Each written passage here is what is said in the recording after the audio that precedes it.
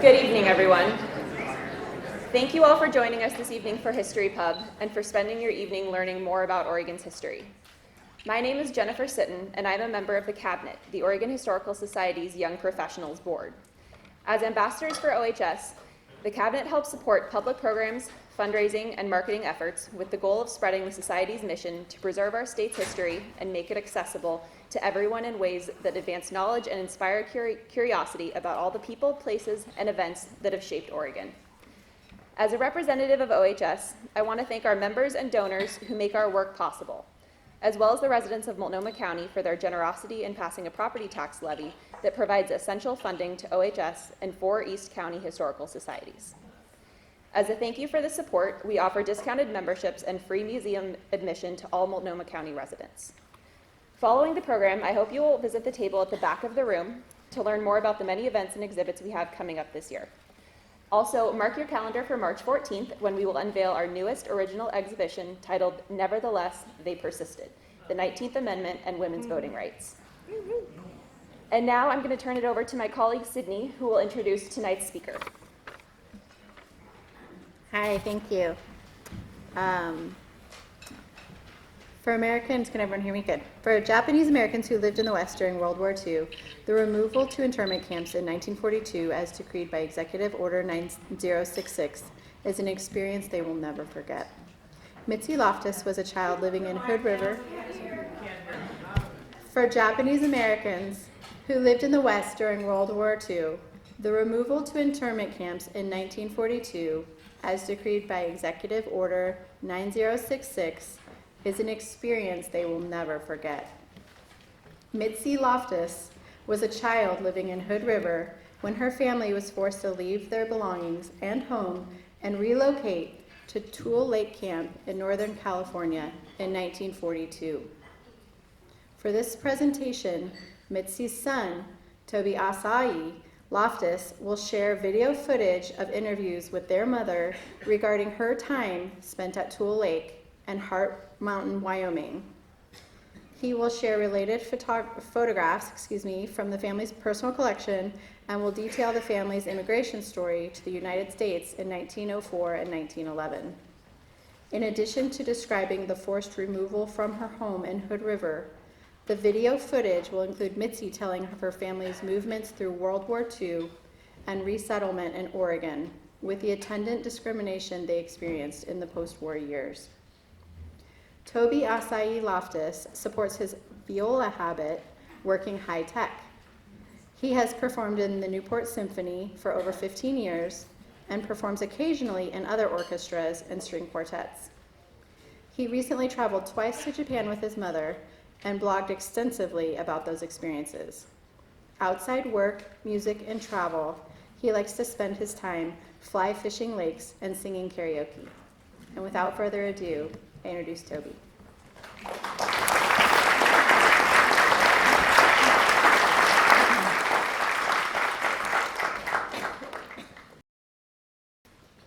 Thank you very much. If anybody has difficulty hearing me or the videos, just wave and I will make the adjustment, all right? My mother sends her apologies for not being here tonight. She's had some health issues. She's doing better, but she sends her warm greetings and gratitude to McMenamins for their continued support for History Pub and this particular history. I also want to acknowledge the representative from Senator Merkley's office, and we're grateful for the Senator's awareness and engagement on current events as well as acknowledgement of this history. Although my mother is not here, you will be seeing her and hearing her because I've included video clips of her from various history talks she's given in the past. I passed her in height when I was about 6th or 7th grade, but hers are very large shoes to fill. So I beg your patience, and I'm really grateful that you are here to hear this very important history.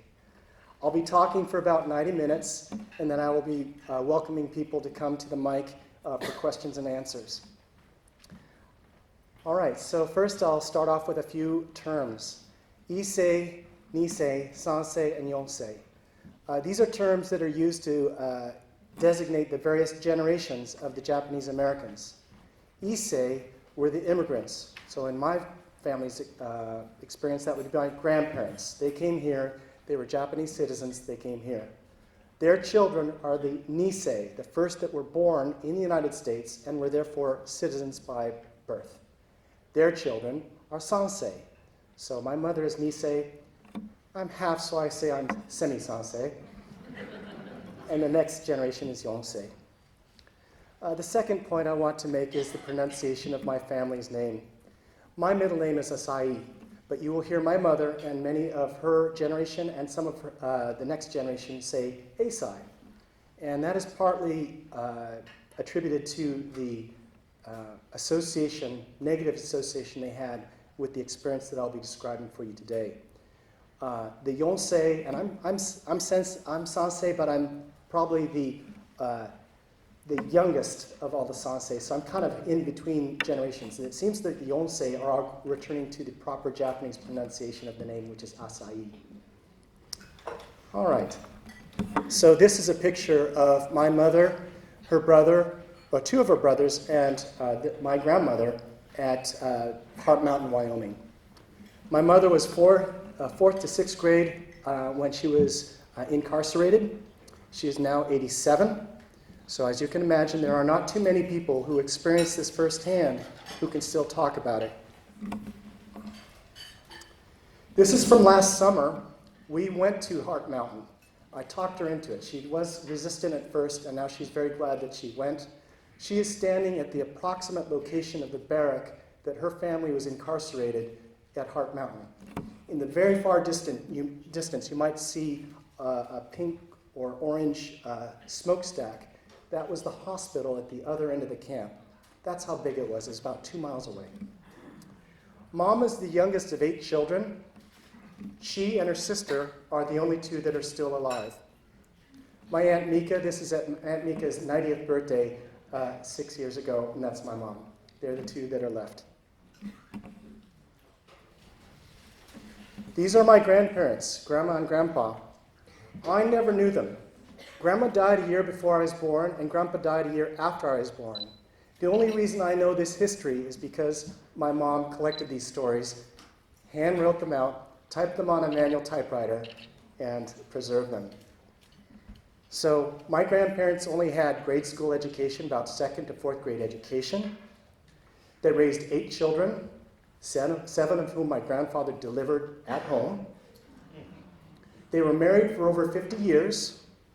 And they lived through unquestionably the worst period in American history to be a Japanese American. As I said, my mom, who is now 87, and her sister, my Aunt Mika, are 96. They are the only 2 that are still alive. This is 1 week after February 19th, the day of Remembrance. February 19th is the day on which FDR signed Executive Order 9066.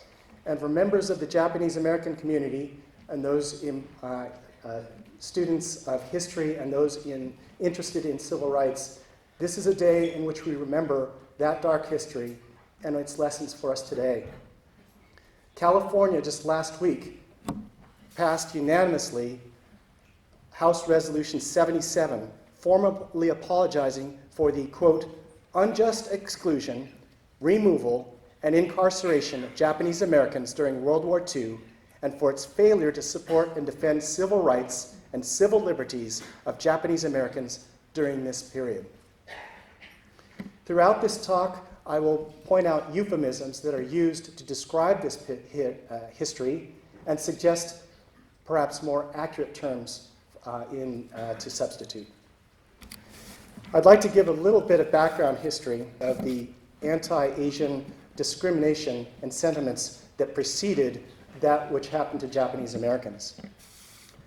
There was significant racism against Chinese Americans and Chinese immigrants during the 19th century. Oregon's own constitution in 1859 stated that no Chinaman could own property and protected the rights of, quote, white foreigners. So it's okay to be a white alien, but not a Chinaman, quote unquote. The Constitution was rewritten 20 years later in 1879, and that limited land ownership to members of the, quote, white race or African descent. Washington State in 1889 allowed property ownership by aliens or for people who intended to naturalize. However, anti-Asian laws prevented Asians from becoming naturalized citizens. California passed its alien land law in 1913, and it basically made land ownership illegal to aliens. Other states followed suit, passing similar laws in 1919 to 1923. Alien land laws were on the books in many states and were only invalidated in 1952. That was from Supreme Court case Issei Fuji versus California, and it was determined that alien land laws were a violation of the 14th Amendment's Equal Protection Clause. So now I'd like my mom to be able to talk a little bit about her father and mother's arrival in the United States. And my father was 24 in 1904. He worked on railroads building in California and Oregon, and when he was working from Portland to the eastern Oregon line, he saw beautiful Mount Adams and snow on the Washington side of the Columbia River, and Mount Adams covered with snow on the Oregon side, and he says, "This is where I want to start a farm." So he bought a piece of land way up in the hills on a side hill where only a fool or Japanese person would farm. He had to cut down the timber, dynamite the stumps, sell off the lumber, plant trees. And in those days, they didn't have dwarf and semi-dwarf trees. So the trees would have to grow for 7 years before they bore fruit. And of course, my father was the son of a rice farmer, so he didn't know anything about fruit farming. And so he and my mother worked for other farmers to figure out how to be a fruit orchardist. My mother came in 1911, as did many, many women in those years, as picture brides. When my father bought property in Hood River, he said to his mother, "I'm ready to get married and settle down, have a family, so get me a wife." And I regret to this day to have not having asked my parents how many pictures he received, but I'm guessing he got 3 to 5, and he looked those over and said, A, it doesn't look too hot. B is too skinny. 3 looks kind of intelligent. I think I might go for her. Anyway, that's how he decided. And by this time, he was 29 or 30 years old because he had to work quite a few years to save enough money to buy the property. And my mother was 18 or 19, which means there was about a 12-year spread between them. They had 8 children, and my father delivered 7 of them at home. There's no way you can go to the hospital or get the doctor when you're way up in the Tules. So he had to do it. And we used to tease him and say, "You can't even find the can opener in the kitchen. How did you do that?" He could not deliver me because of complications in delivery. And he said my mother never complained through any of her deliveries. She just grabbed the bedstead until arms would go white and the sweat would pour down her face, and she'd never let out a peep. But when I was trying to be born, she said, "Kill the baby or do something." So he hooked up the horse and wagon and went more than 5 miles to town to pick up Dr. Chick and the nurse. And his worst fear was that one or both of us would be dead, but we both survived. So this is my grandfather when he first came to America. This would be about 1904, and he's 24 years old. If you're fast at math, that means if he were alive today, he'd be 140 years old. This is about the time that my grandparents got married. This would be about 1911. Here they are with their two eldest children. In my grandmother's lap is my Uncle Tot, and in front of my grandfather is my Aunt Masako, who as a child was taken to Japan and stayed there and died in Japan during World War II. Here are my grandparents with my two eldest uncles, Uncle Tot and Uncle Min, or Tato and Masami were their given names, but everybody knew them as Tot and Min. Now, if you recall, laws did not allow my grandfather, an alien, to own land. So he, like many other Japanese families who had children, put the farm and the house in the name of his two sons, who were infants. And so that property was always known as the Asai brothers' property. This is a rare photo where my mom actually met her oldest sister. That's Aunt Masako in white with my mom in front. She was probably about 3 years old. Of course, she does not remember Masako, but this would have been the one time they were together. So the eldest and the youngest. That's Uncle Tot standing next to Grandma, and my Uncle Dick, who's number 7, just a couple years older than Mom. This is a kind of not a very good quality photo, but this is how much snow they would get in Hood River. And Mom remembers that doll as being one of the only gifts that her parents got her, and many have remarked that the doll was bigger than Mom. She still has that doll. And when you lay it down, the eyes close. You know, the porcelain face has some cracks on it, but she still has that doll. That's Aunt Mika on the far right, and 3 of her brothers, Uncle Dick, Uncle Gene, and Uncle Hap is peeking out behind Grandma and Grandpa. Another photo from the family.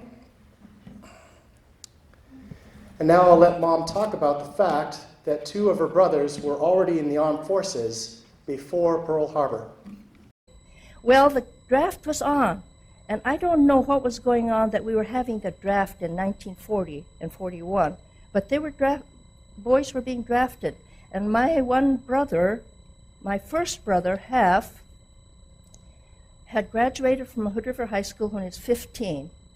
And he went to work for the railroad. And during the week, he'd work at the railroad gang and stay there. And on weekends, he'd come home.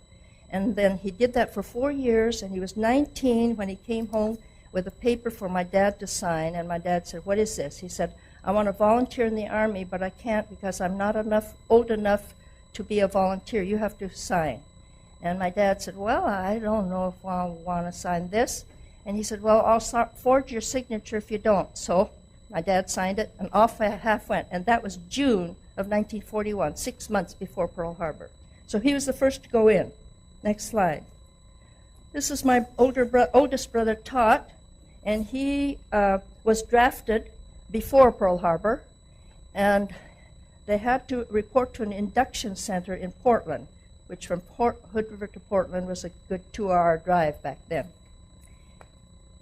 Right after Pearl Harbor, they also drafted Japanese-American boys, but since we were put on a curfew every night, we had to stay in our homes after 7 or 8 o'clock and could not leave our homes until 7 or 8 in the morning.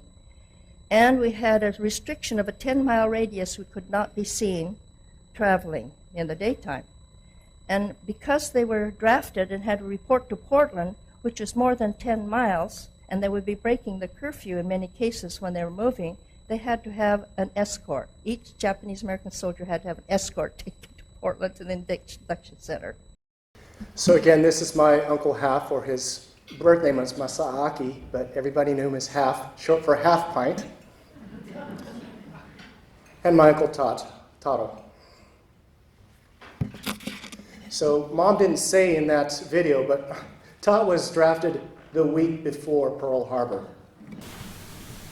Yesterday, December 7th, 1941,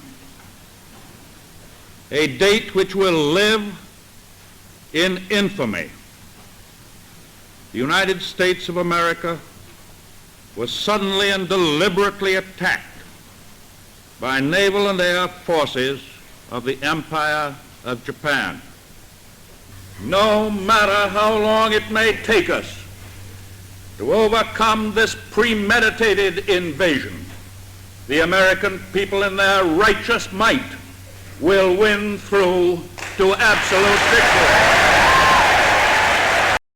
So where was my family on Sunday, December 7th? Well, most of the family was home working on the farm, but my grandfather was not. He was downtown at the Japanese Community Center. This is a picture probably from about the 20s or the 30s, and as you can see, there's a Japanese and American flag flying side by side, which at that time wouldn't have been an issue. The story of what happened to him on December 7th is kind of a tragic comedy, and I'll let Mom describe it. This is where my father was on Sunday, December 7th. He was down there with a group of people who are busily cleaning up the hall, getting ready for a big talent show that we were having to raise money for a flush toilet. We had, for a long time, had to walk down a long hill to the outhouses to do our business, and so they decided they'd like to install a flush toilet, and so they're raising money for it. Well, the police, the sheriff came and chased them all home, didn't explain anything, and my dad had no idea what was going on. And imagine if, to give an explanation, they said, well, we're going to have a talent show to raise money for a flush toilet. Well, they, of course, thought they were getting the place all cleaned up to have a big celebration over the attack on Pearl Harbor. So when he came home, he was all flustered, and we said, we heard on the radio about the Pearl Harbor attack, and I could see the face. Oh my gosh. So that was Pearl Harbor. So the Friday before Pearl Harbor and the Monday after were like night and day for my mom. She was in the 4th grade. She was a good student, kind of the teacher's pet, had lots of friends to play with. On Monday, the day after, she was spat upon and called a dirty yellow Jap. 4th grade girl. She was bewildered. She didn't understand what was going on. So now I'd like to talk about some of the advocates and opponents to the concept of exclusion or relocation of Japanese Americans. This first picture is of Attorney General Francis Biddle. Now, he was a noted civil libertarian. However, he got swept up in the anti-Japanese sentiment and hysteria. There was an H.R. Bill 3 called the Hobbs Concentration Camp Bill, which called for an expansion in the ability to detain aliens without hearings or due process.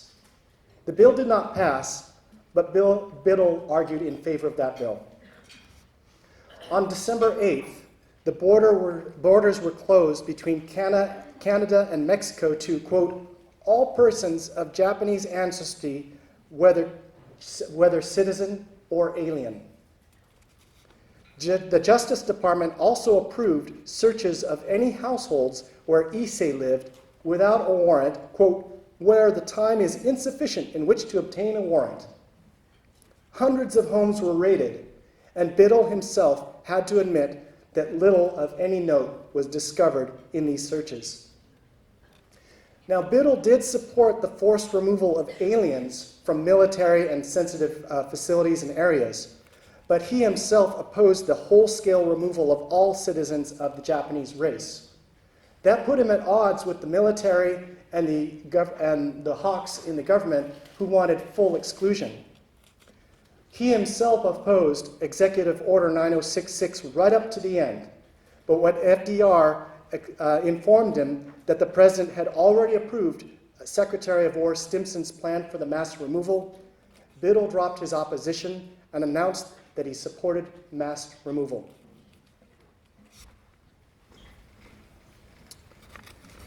This is General John DeWitt.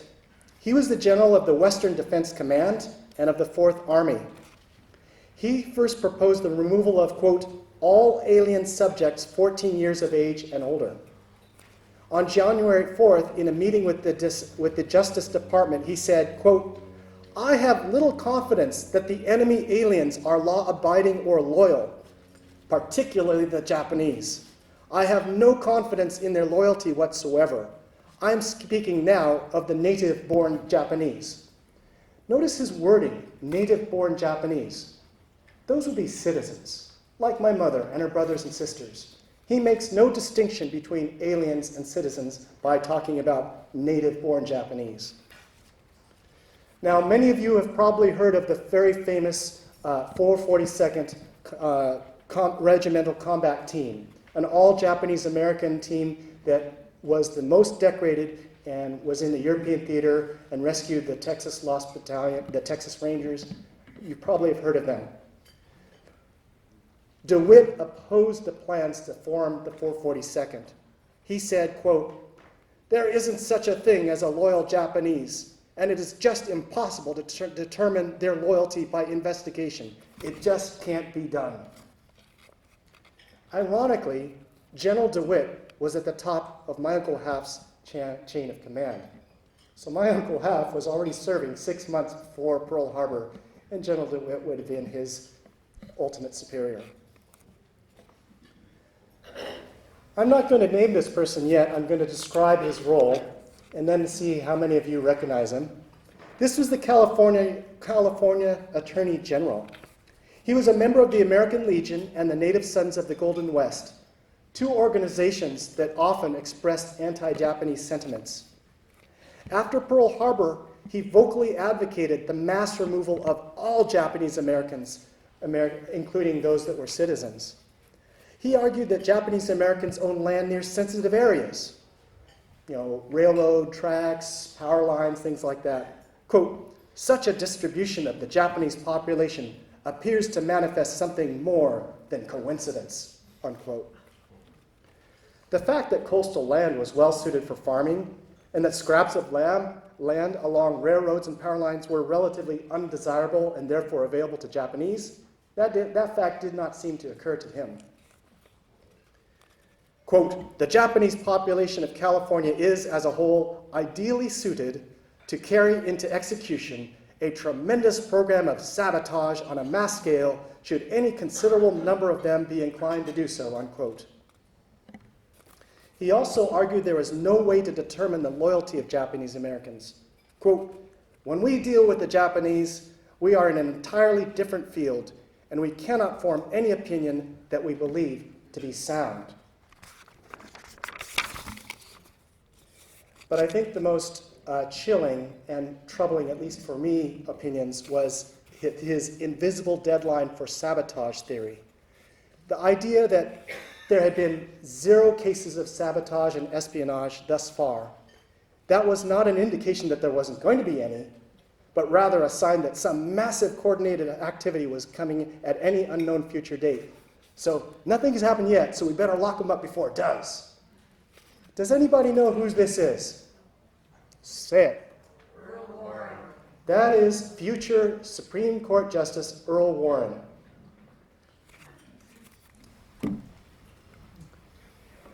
The Japanese Americans did have one powerful ally in Eleanor Roosevelt.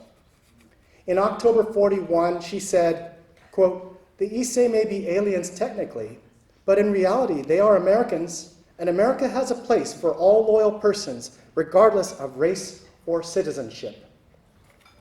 After Pearl Harbor, she immediately flew to the West Coast and learned about the freezing of enemy alien bank accounts.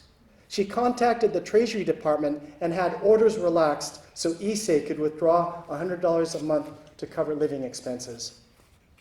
She publicly defended Japanese Americans and posed for pictures with them, such as in this newspaper clipping.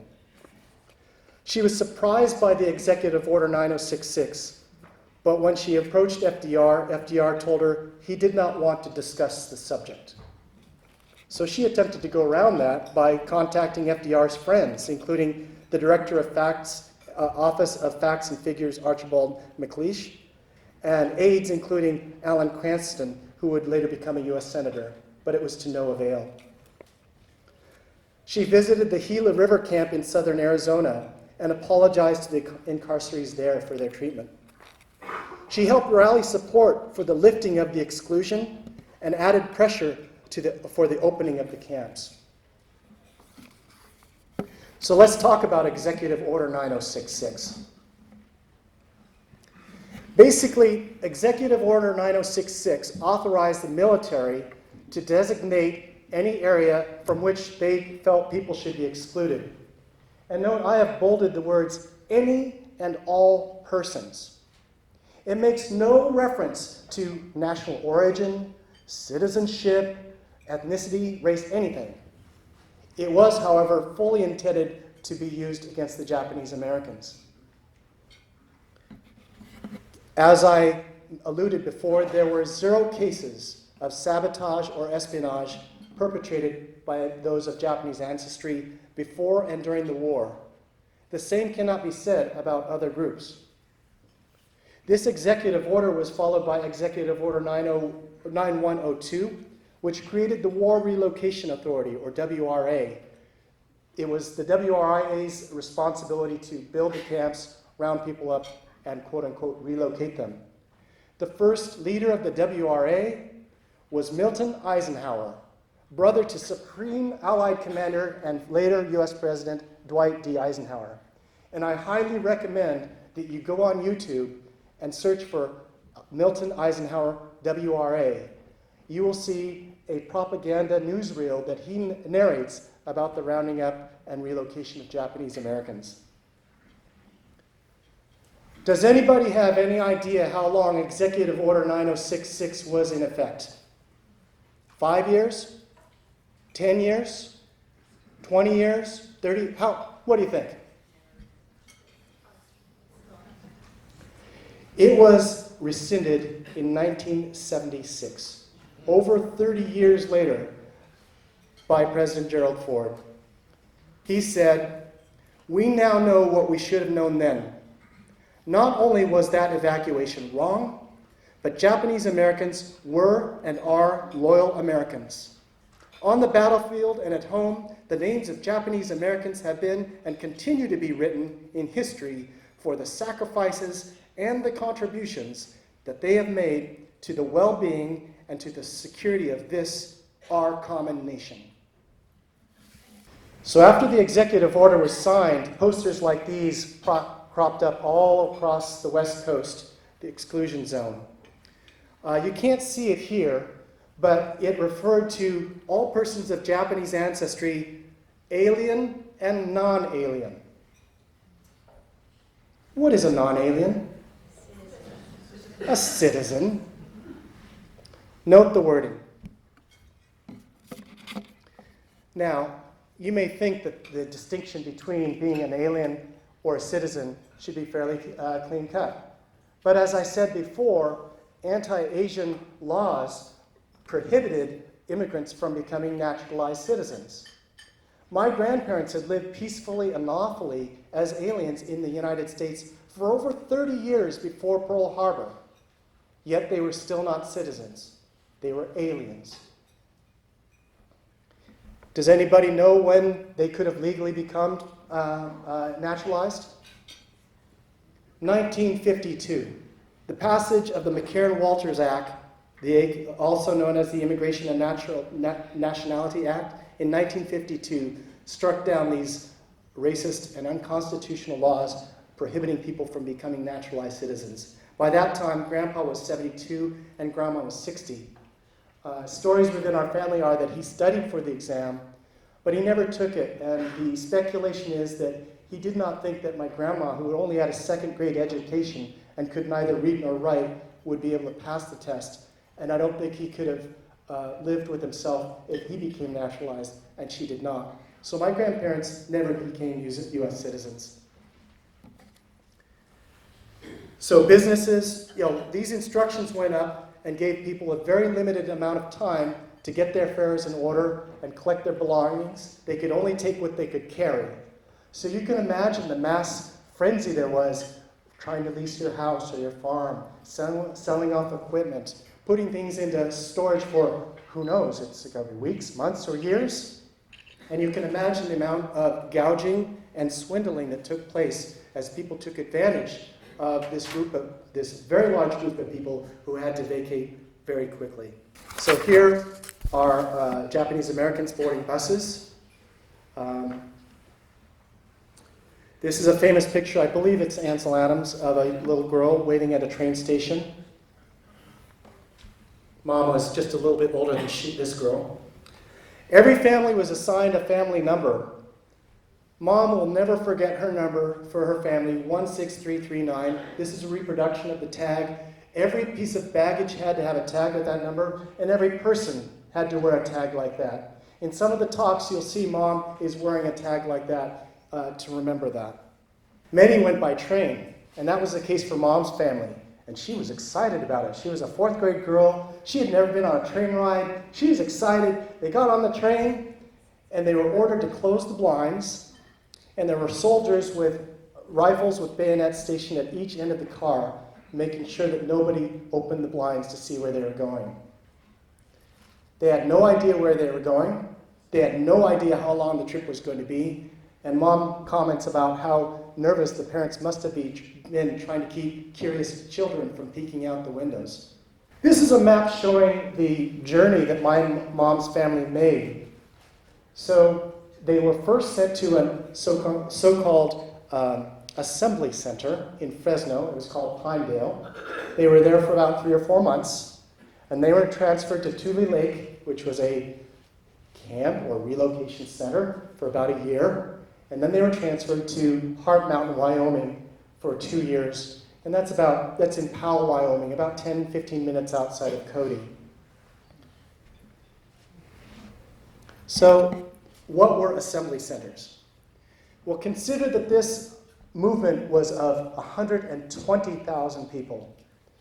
About 2/3 of them were U.S. citizens like my mom and her siblings by birth, but they did not have the camps ready to imprison 120,000 people right off the bat. So they were sent to, quote-unquote, assembly centers. Assembly centers ranged from old fairgrounds, abandoned barracks, and in the case of Santa Anita, the horse stalls at the Santa Anita racetrack. I don't care how clean you are and how much you wash those horse stalls down. In the heat of the summer, the smell and the stench, I understand, was unbearable. Fortunately for my mom's family, they weren't at Santa Anita. They were at Fresno. I believe it was an old abandoned army barracks. Let's talk about some euphemisms. This is often called the evacuation. Now, I don't know about you, but when I hear evacuation, I think of wanting to be moved out of danger, whether it's maybe from a natural disaster or maybe from violence or war. It is something that you want to do and you're assisted. This was not an evacuation. It was not a relocation. This was a forced or mandatory removal or a banishment or an eviction or an exile. So I firmly and heartily reject the term evacuation and relocation and invite you to consider doing the same. The people who were affected are often referred to as evacuees. Same kind of problem I have with that. I would suggest the words inmate, prisoner, or incarceree. And assembly centers. Well, when I think of an assembly, I think of a high school assembly, which is usually a little more rah-rah. If it's, maybe you might assemble for a voluntary team effort, maybe you're going to help out your community, whatever. This wasn't an assembly. This was a temporary detention center or a temporary prison camp. When you think of an assembly center, would you consider barbed wire and guard towers with searchlights and armed guards?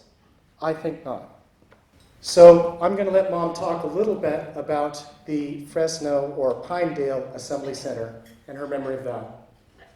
This is a typical guard tower that's around the camps. There in Pinedale, there were 4, one in each corner, and every night there was a huge searchlight that you could see in a used car lot that would sweep over the camp. And although I was a happy child and had a happy face, I didn't realize how much these things were indelibly placed in my brain until I moved from Pinedale Assembly Center to Tule Lake Relocation Center, where there were no searchlights going around the camp. But as I lay in bed, I could feel it, because I used to count it. 1, 2, 3, 4, 5, 6, 7. 1, 2, 3, 4, 5, 6, 7. And when I got to Tule Lake, there was no searchlight, and I still was 1, 2, 3, 4, 5, 6, 7. So that's how the subtle influences of such things take. It's kind of a small picture, but I found a picture of an actual guard tower with a searchlight from Pinedale. I have to wonder if this might have been the one that Mom saw through her closed eyelids when she tried to sleep. After 4 or 5 months in Pinedale, the camp that they were first transferred to, Tule Lake, was completed. This is a photograph from the Tule Lake camp. You can see the tar paper barracks and the wide fire break in between the rows of barracks. There's that guard tower again. I made a pilgrimage with my mother, my brothers, and a couple other cousins to Tule Lake in 2014, I believe it was. We checked the census, and there's my mom's family there at the bottom. So that's grandfather, grandma, Aunt Nika, Uncle Gene, and Uncle Dick, and my mom, Mitsuko. They were in Block 67, barrack number 15, partition or cells C and D. Here is a map of the Tule Lake camp. That's me pointing at block, what was that? Was 67 and barrack number 15. That was where they were for a year. I think we should talk about a few more euphemisms. Internment and internees. Now, internment does have a legal definition, and my cousin who is a lawyer may correct me, but my understanding is that it typically refers to the imprisonment of enemy aliens. But for me, the word internment sounds an awful lot closer to being an intern and fairly benign. We still typically hear them referred to as internment camps. I reject that term. I would suggest for internment or internees, prisoner, incarceree, or inmate. These were also called relocation centers or internment camps or camp. This is where I may, this may be controversial because this is something that my mom and I disagree on. I prefer to call them incarceration camps or concentration camps. Now, there are many in the Japanese American community who are not comfortable referring to these as concentration camps out of respect of our Jewish brothers and sisters. I would respectfully point out that concentration camps existed well before the horror that was the Holocaust, and concentration camps have existed after the Holocaust. The Holocaust was one extreme edge case of what a concentration camp is, and I refer to them typically as extermination camps. If you look up the Webster's definition for concentration camp, it talks about incarceration camps of high concentration of people, but often referring to the Holocaust extermination camps of Europe. At least I would suggest incarceration camp. I reject the term internment camp and invite you to consider to do the same. Now I'll let Mom talk about those fire breaks. And there's a picture of the camp on all the barracks, and you can see the fire breaks in between that they had, so that if these tar paper buildings caught fire, we wouldn't all burn up, you know. The fire break would prevent it from going across. And in the winter, we had snow blizzards, and going to school, you weren't allowed to wear pants then. If you're girls, you had to wear skirts and dresses. And to go across those fire breaks with a snow blizzard just coming against your legs, I would run, and I would crouch down, cover my legs, and then I'd get up and run some more. And I still have a very vivid memory of that.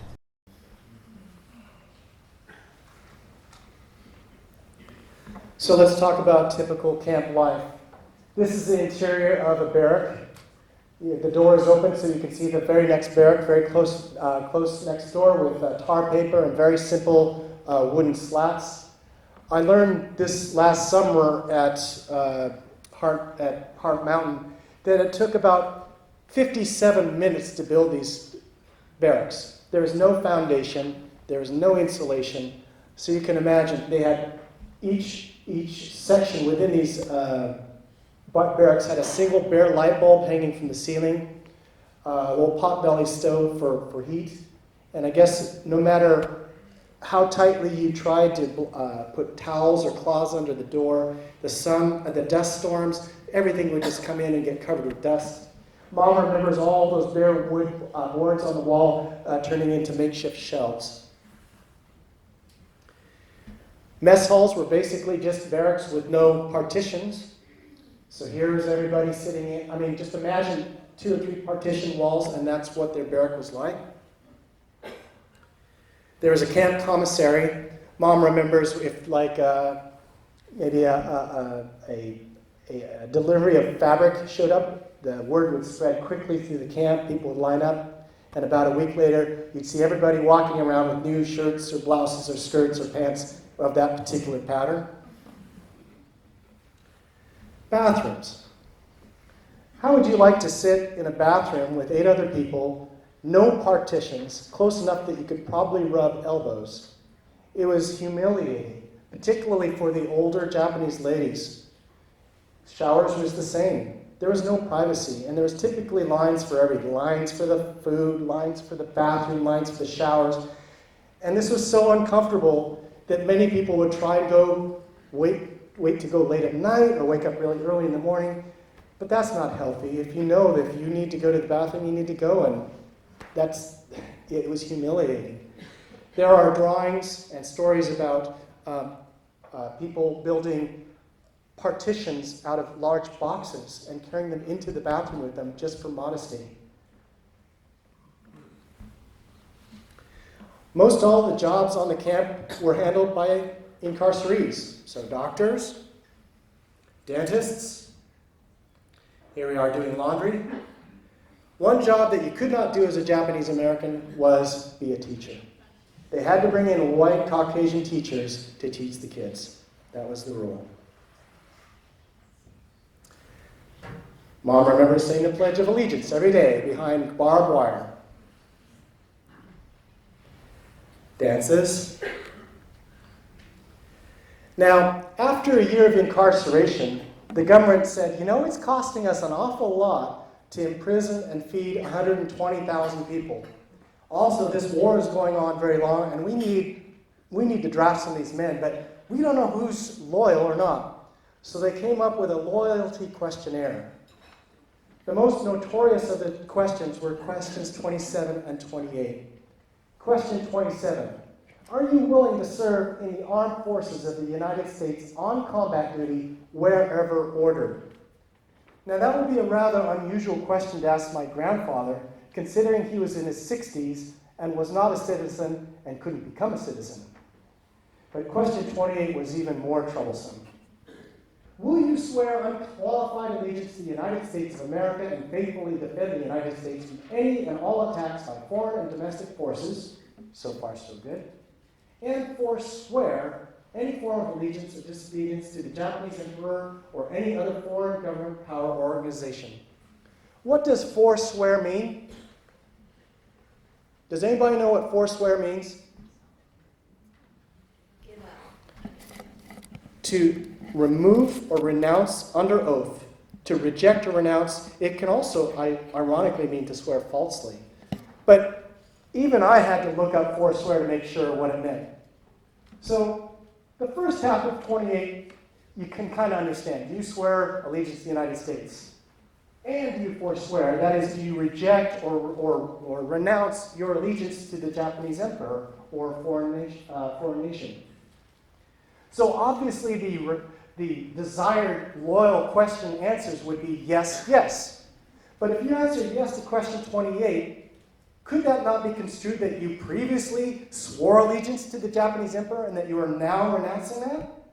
So you can imagine how insulted many people felt to be asked these questions.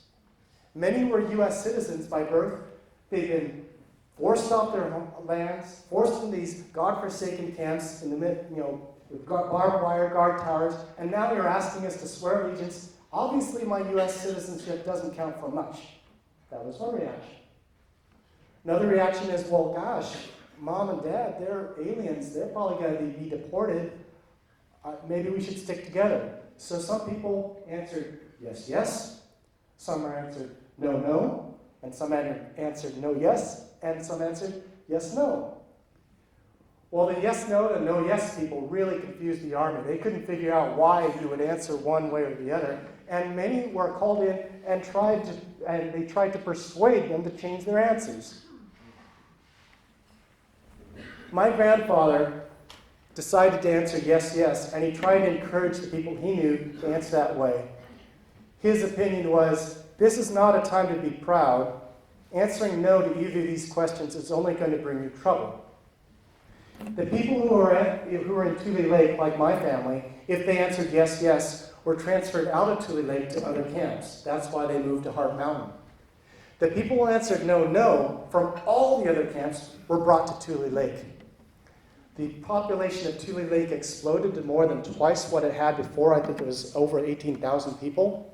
And if you can imagine, the people who were answering no, no to these questions were probably a little bit more agitated, unhappy, angry. And you can imagine the hotbed of emotion and uprisings that occurred there. They doubled the number of guard towers. They brought in tanks and MPs. There was a stockade with torture. It became the worst of the worst. So when people find out that my family was in Tule Lake, they go, oh, you must have experienced that. No. Fortunately for my family, they were transferred out of Tule Lake before that occurred. But there was a group of several dozen men at Tule Lake who refused to even answer the questions, even under threat of fine of up to $10,000, and imprisonment of 20 years, or both. So now we have Tule Lake as this hotbed of no-no troublemakers. The government wanted to deport these assumed or alleged troublemakers, but you cannot deport a U.S. citizen. So the government passed the Denaturalization Act of 1944. It allowed you to renounce your U.S. citizenship. Now imagine you are incarcerated in Tule Lake. You're cut off from the world. You don't get the news. There are many reasons why some people decided to renounce their U.S. citizenship. Obviously, my citizenship doesn't count for much. Look at where I am. Look at how I'm being treated. Boy, this war is going on a long time. I wonder if Japan's actually winning. I bet you they're going to deport Mom and Dad. They're aliens. We should stick together. Over 5,000 Nisei renounced their U.S. citizenship. Now, if you renounce your U.S. citizenship, what citizenship do you have? None. You're certainly not Japanese citizens, so you are a person without a country. 3,000 Issei and over 1,300 Nisei were identified to be deported back to Japan. There is one single heroic ACLU lawyer, Wayne Collins, who fought for 20 years to get the renunciations overturned because they were done under duress, and he succeeded.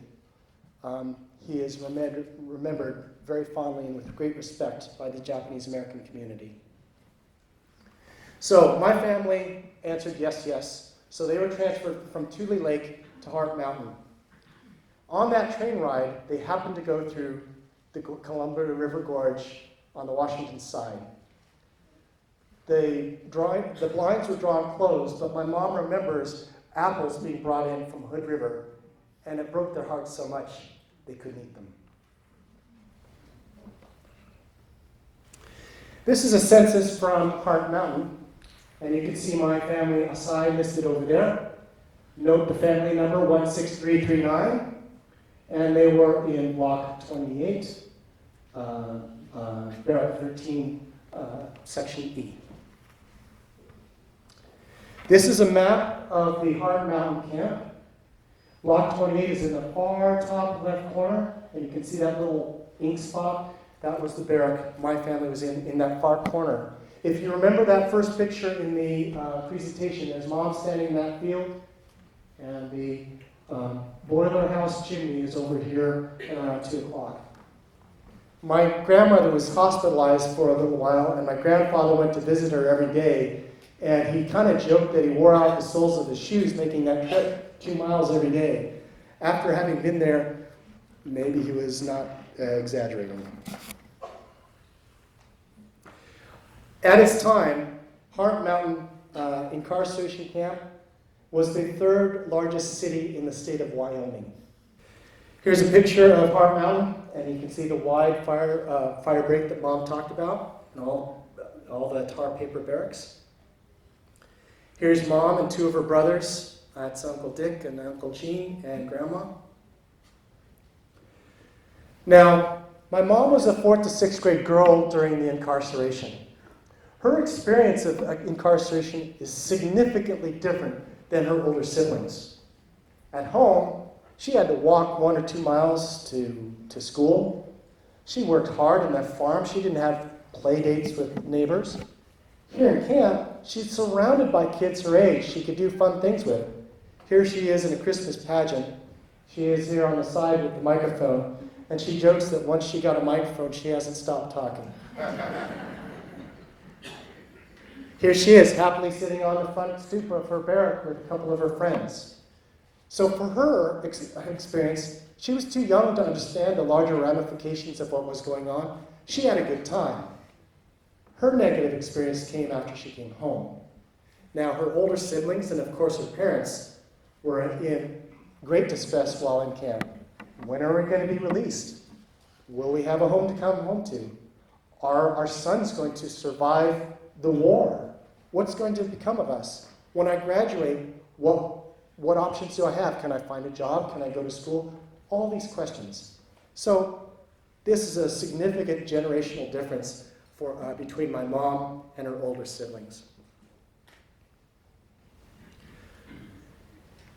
The first months and years of the incarceration camps, the food was pretty terrible. It was all canned food. But huge victory gardens were built on the outside of the camps, and camp incarcerees were allowed to go out and cultivate. Tule Lake had one of the biggest victory gardens, I believe. They not only fed all of the people in Tule Lake, but also supplied food outside of the camp. Same goes with Hart Mountain.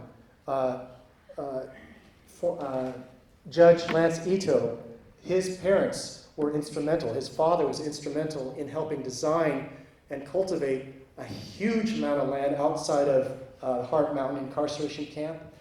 Gigantic root cellars were built big enough to drive a truck into, and they have a huge capital campaign to restore those so you can go in and see them.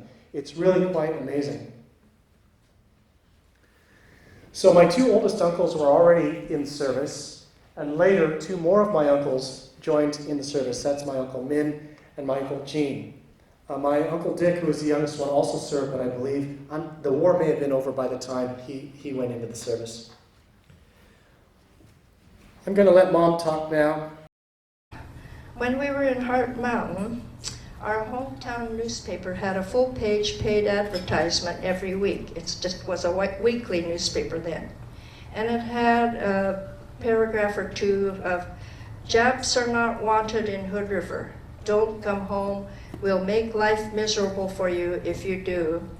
And then there were columns and columns of names of people we had known all our lives. The minister, the dentist, most of our neighbors, not all. And they had signed this petition, and there were something like 7 or 8 weeks of these full-page paid advertisements. And if you don't think that is frightening, discouraging, my mother was looking at those, and she was so frightened that when my brother Min said to my dad, my brother Min said, "Wait a minute, it might be too dangerous to go home. So 2 of my buddies and I are going to go to Hood River first and check it out."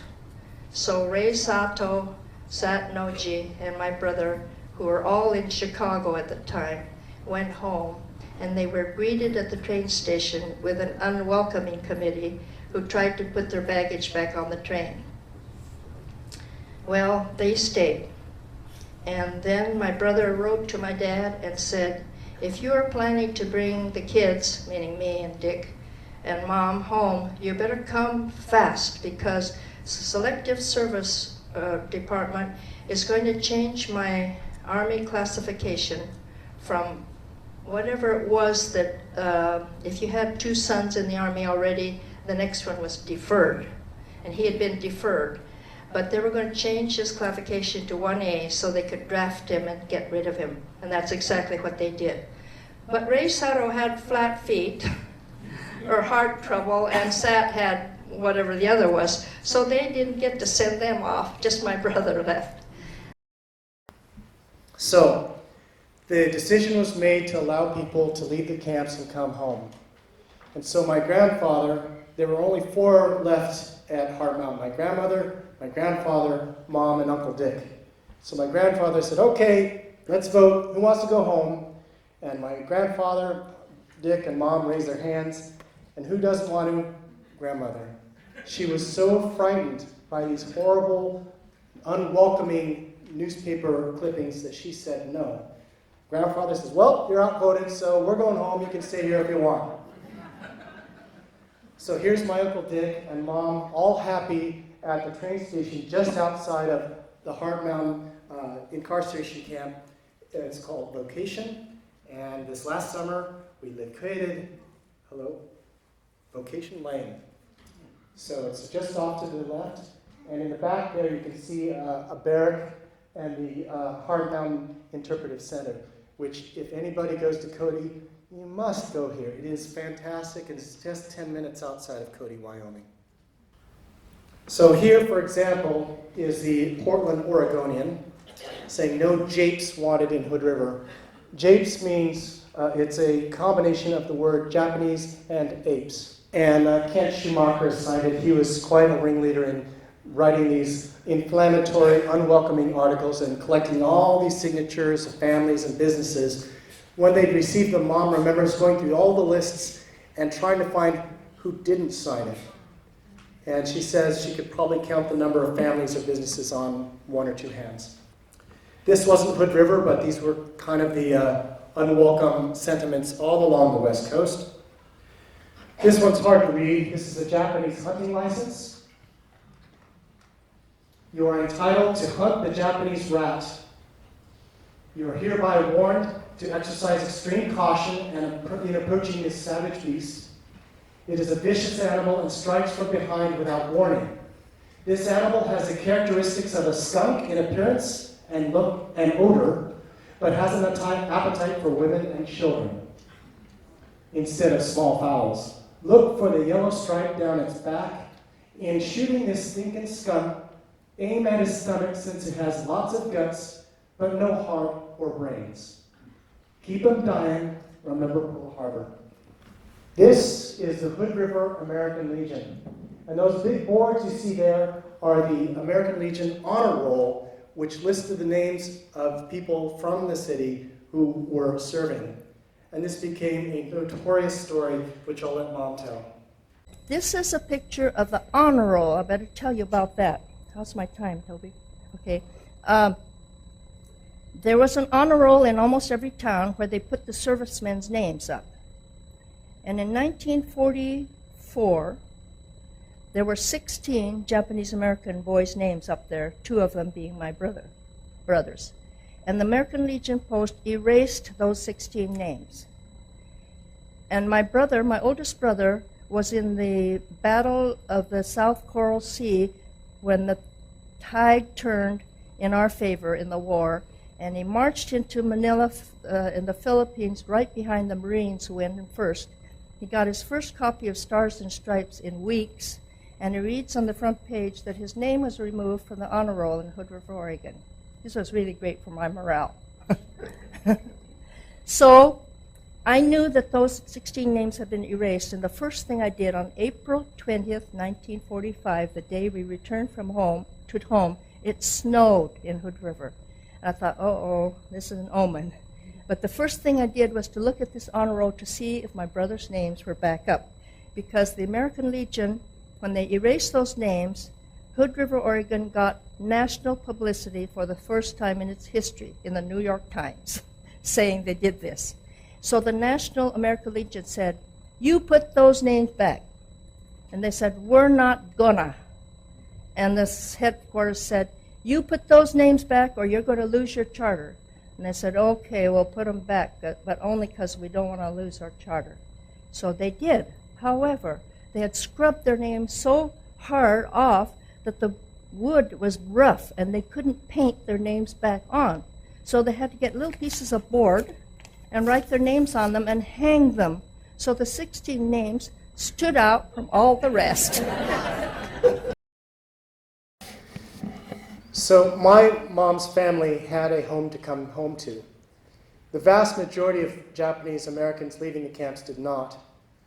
How many of us, if we were incarcerated for 3 years without any income, would be able to pay our mortgages, pay our taxes, that sort of thing, on anything that we owned? Very few of us, I would suspect. My family was very fortunate in that way, and I'll let Mom explain why. Okay, we were very fortunate in that my father owned 3 orchards when we left, and he had no mortgages. He had money in the bank. But a lot of the people had mortgages and no money in the bank.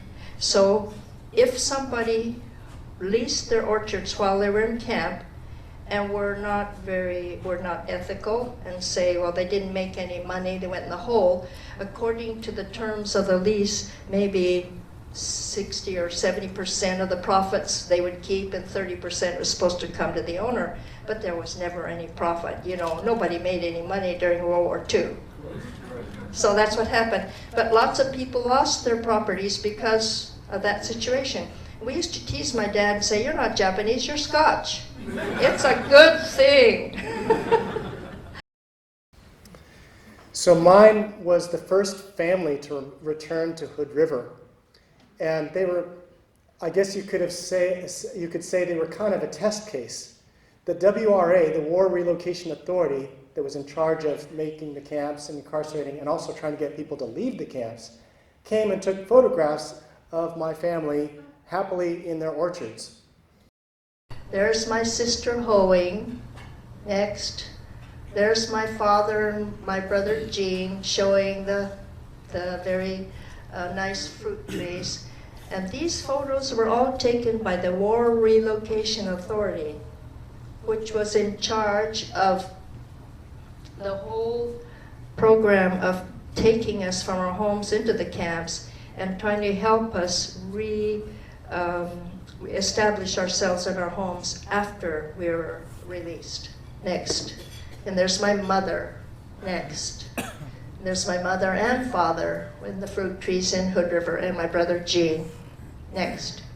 Oh, and we found out that those photos were taken sort of for propaganda purposes, because the people who were still in the camps were afraid to go home, and they were not leaving the camps like the government wanted them to.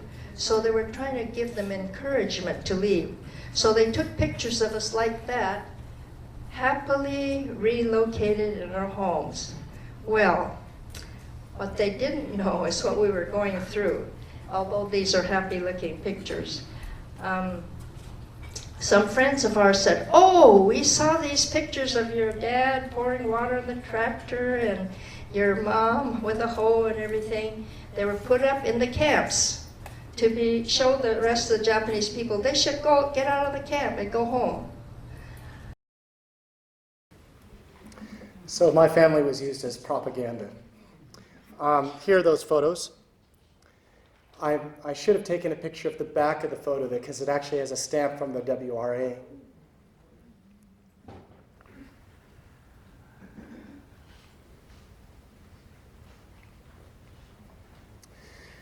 However, the situation was not that happy.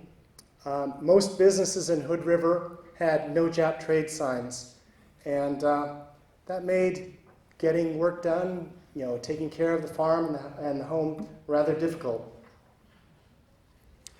But there were some very rare and special allies. Carl and Hazel Smith are two. Mom has a good story about them. I believe that our families will never forget these allies, and I believe at least one of my cousins is named after Carl because of our gratitude to people like these.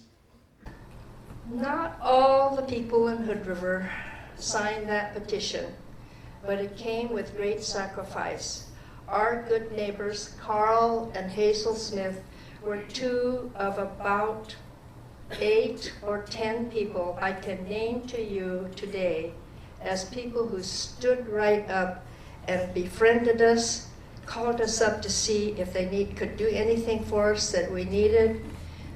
But Hazel had a cousin who had the store 1 mile from my house that I passed every day on the way to school and on the way to church. And there was a no Jap Trade sign in his window on the door. Ralph Sherab came to our house in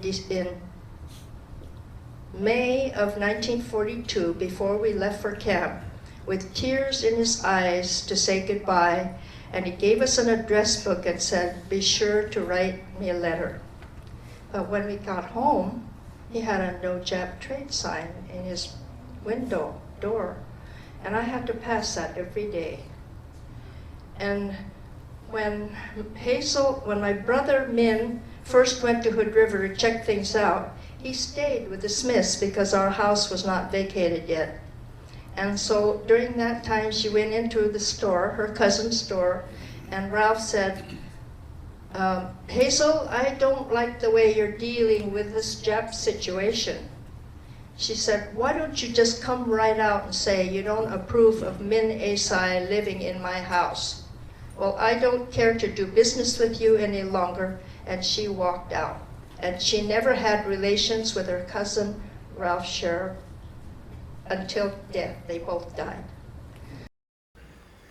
This is another story to illustrate the lengths to which my family had to go to survive.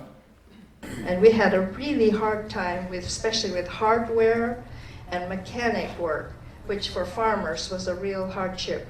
And our tractor broke down in the middle of harvest, and we figured out that it was the magneto. So we took it out, and I thought, well, how are we going to get the tractor going again? And my father said, Orman Hukari owns a machine shop on the corner of about a mile or two from our house.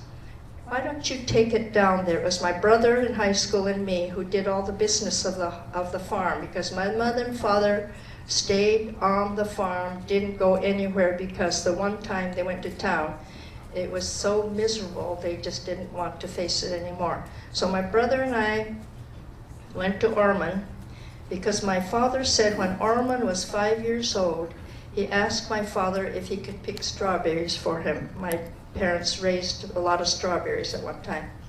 And my father said, "Well, you're too young, you'll pull the stems out," and so on. And he cried so much, my father said, "Okay," and he hired him. So he said, maybe Orman will help us. By now, Orman was Grand Exalted Ruler of the Elks Lodge. And when we got there, he said, I don't run the machine shop. I only own the building, and I lease it to this man, and I know he will not work on your tractor. But I'll tell you what, you bring it and hide it after dark, and hide it under the shrub in front of my gas station. And tomorrow morning, I'll get it and take it to him and get him to fix it, and I won't tell him who it belongs to. We were so desperate, we did that. And then we went back every night after dark to see if the magneto would be under the bush. And each day of the harvest, it was just, we were frantic to get that tractor going. That's the sort of thing we went through. And there's good people like Carl and Hazel who, that's what you need to be, Carl and Hazel Smiths. That's my message always.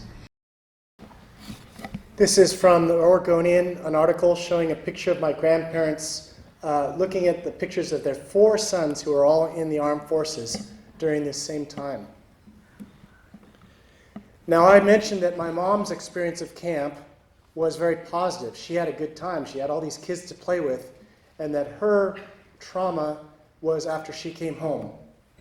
So I walked to and from school, and every day, half mile down the road, Mrs. Bettsworth would be waiting for me. Mrs. Bettsworth is a woman who had 2 daughters who were grown and gone, and when I'd come home from school in the 1st, 2nd, 3rd grade, I'd stop at her place, play in her tire swing. She'd serve me a glass of milk and cookies. It was a very happy memory.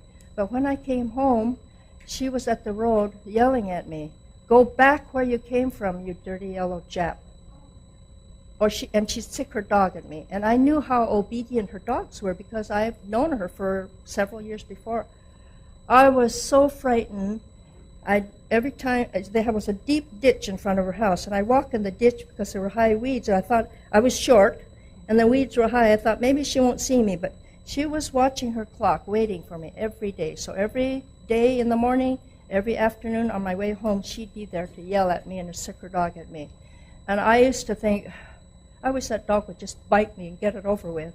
But I decided I'd try to overcome the power of that dog. He'd come snarling and showing his teeth out at me, and I'd look straight ahead because I knew if I looked at him, he could see fear in my face when it would bite me. And I thought, if I run, it's going to chase me and bite me. So I decided I'm going to walk slowly and look forward. So I put one shoe ahead of the other to touch and do like this so that I couldn't go very fast. And the dog never bit me, but boy, I wish it just done it and got it over with. And so the power of the mind and the will to overcome the dog's bite. A couple more allies were the Reverend Sherman Burgoyne and Mrs. Max Moore. They were instrumental in getting the names restored to the honor roll. Sherman Burgoyne was, I believe, the Methodist minister, and there was a division in the Methodist Church over those who wanted to be supportive and compassionate to the Japanese Americans and those who were not. And apparently, for his good service to the Japanese Americans, he was sent to Shed, Oregon, which is, if you know where that is, it's just a bump in the road. So that was happening. And what was happening to me? I was so excited about going home. I was 13 in the 7th grade, and I was going home to the place where I had all these friends I went to school with from the 1st to the 4th grade. And when I got home, I found none of them would have anything to do with me. So I walked a mile and a little quarter to school every day, back, alone. Nobody played with me at recess. No one would speak to me in the classroom except the teacher. And on Sundays, I would walk a mile and a half to the close enough church. And I would sit in a pew by myself. I found out because nobody else would sit with me. So instead of sitting in the long pews in the center, I started sitting in the short pews on the side so as not to take up so much space. But I sat there thinking, I'm going to sit in a long pew in the middle one of these days anyway. But I didn't do it. So it was a tough time for me in the ages 13 to 15. When I got to high school, I couldn't date, I couldn't go to the dances. I could, but there were 2 Japanese boys in the high school, and I didn't want to go with them. And if I did go with them, I'd have to dance with them all evening, and nobody else would dance with me. So what's the use? I had a crush on a Caucasian boy, and I thought for the Sadie Hawkins dance, there's my chance. But as I thought about it, because of the social pressures, he probably would refuse. And I would never know if he didn't like me or he was afraid. And I didn't want to embarrass him. So I gave up the idea. So I never went to a dance until I was at the University of Oregon. I had my first date when I was a freshman in the university. So the trauma of dealing with an identity of being a Japanese American motivated my mother to change her name. She said, I don't want to be Japanese. I'm going to be 120, 150% American. So she changed her birth name from Mitsuko to Mitzi. Didn't tell anybody. Her first report card comes home, and her father looks at it. He smiles. He looks at mom, smiles, looks back at the report card, didn't say a word. So she named herself. So I'd like to talk about the aftermath of this dark history. I mentioned earlier already that Executive Order 9066 was finally rescinded by President Ford. In 1979, Senator Inoue introduced Senate Bill 1647 for the Wartime Relocation and Internment of Civilians, or CWRIC Act. By then, many of the Issei had died, and what this committee did was collected documents, memoirs, personal letters, etc., and interviewed survivors. More than 750 witnesses testified, and for many, it was the first time they ever talked about this experience. My mother is very unusual in that she has been open and shared this story and history quite openly for as long as I can remember. I would venture to guess that the vast majority of people who experience this rarely, or if ever, talked about it. Many people learned for the very first time about their parents' or their grandparents' experience from these testimonies. Many did not learn these stories until after their parents or grandparents had died. The report concluded, quote, "The broad historical causes which shaped these decisions were race prejudice, war hysteria, and a failure of political leadership." I'm happy to say that Japanese American groups were among some of the first groups to vocally protest racial profiling that we saw after 9/11. They've also added their vocal voices in criticism of policies regarding immigrants, particularly incarceration, family separation, and our southern border policy. If you want, you can take out your phones to take pictures if you wish. If you want to learn more about this history, there are places you can physically go. I recommend visiting the actual sites of former camps. I have personally been to Tule Lake and to Hart Mountain. Hart Mountain is incredible. I highly, highly recommend you do it. I have not been to Minidoka, but I believe there's something there, as well as Manzanar. If you go to Seattle, go to the Panama Hotel, which is on the edge of the now called International District. It used to be Japantown, or Nihonmachi. Particularly enter into the tea room. There's a hole in the floor with plexiglass, and you can look down into a room that was discovered recently where Japanese families that had to quickly leave the scene stored their goods down in this room. So you see furniture, luggage, a baby carriage. It's rather eerie. It's like looking through a window in time. It's also the hotel that is featured in the novel Hotel on the Corner of Bitter and Sweet. Right here in Portland, there's the Japanese American Museum of Oregon, formerly the Nikkei Legacy Center, I believe it was called. Online resources. The Densho website is an exhaustive encyclopedia of information, video interviews, photographs. It's excellent. Most of the former incarceration camps have websites and Facebook pages. Most of them have pilgrimages, some every year, some every other year, that fill up very quickly. Check those out and see what are upcoming events you may wish to take part in. My own personal blog, I have a blog entry called February 19th, Day of Remembrance. I update it regularly when I have new information. You can use the QR code to find it very quickly. If you like podcasts like me, I highly recommend the Order 9066 podcast. It's a fantastic 8-chapter series, and there's bonus episodes as well. Excellent, excellent, excellent.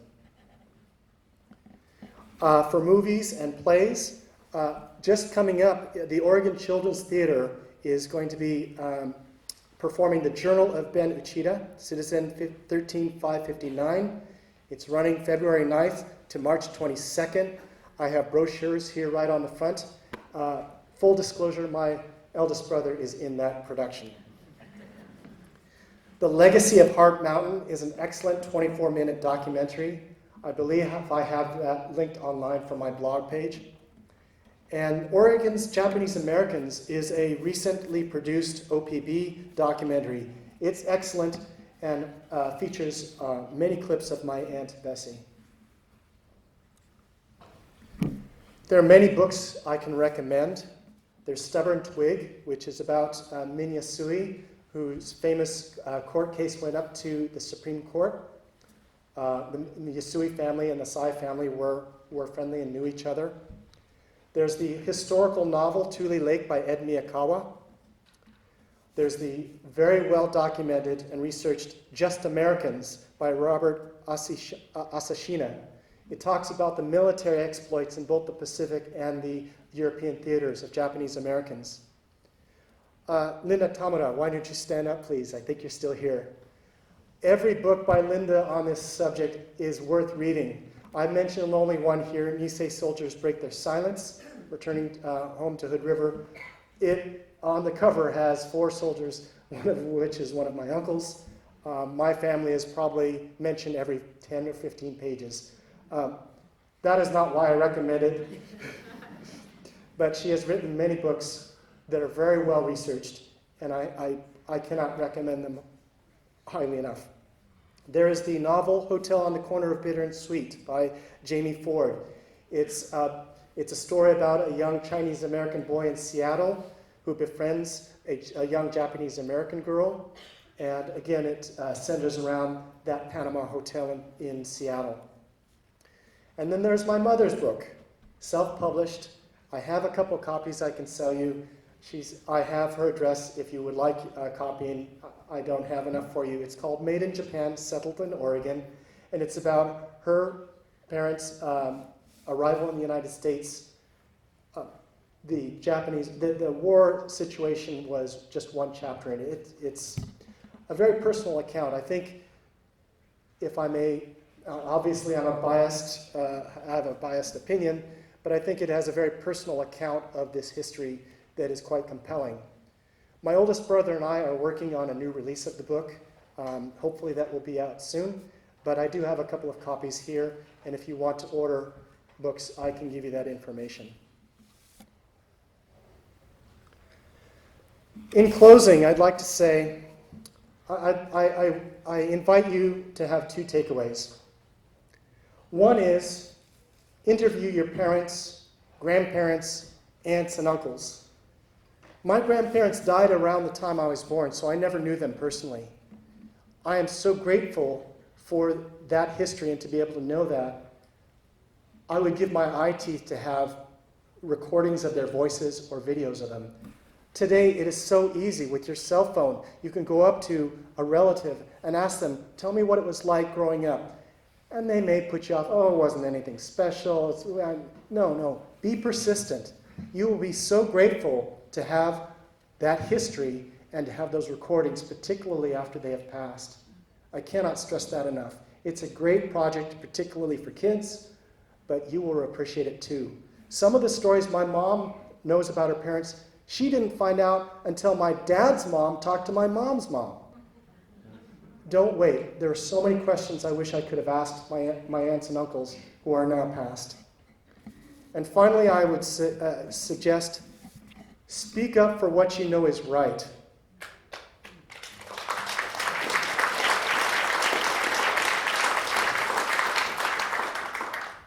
I trust your judgment. I trust the judgment of children. I spoke to some junior high kids and I said, I believe you know in your heart what is right. Speak up, whether it's on an individual level, talking to another child who is being ignored or mistreated, whether it's in your school, your class, or your social group, your community, your city, your state. Don't let anybody tell you your voice doesn't matter. I will give my mom the final word. So my message is always, especially when I speak to high school kids, I say, it is not Mrs. Bettsworth and the dog that hurt me. It's the good people who knew when something was right and never said anything, never did anything. There were many people who befriended us in private when there was nobody else around except you and me. But if they saw you the next day in town, in public, they didn't recognize you. So that's what most people do. And I'm saying the reason I give these talks is to tell you, you need to change your ways. Thank you for your attention.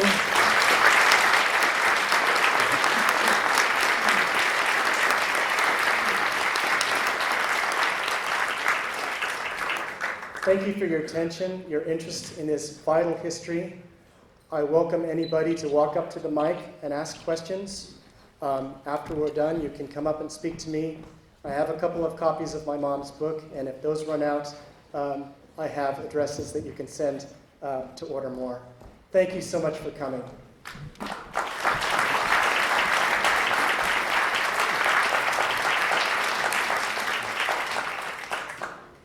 Give the information for how to find your blog.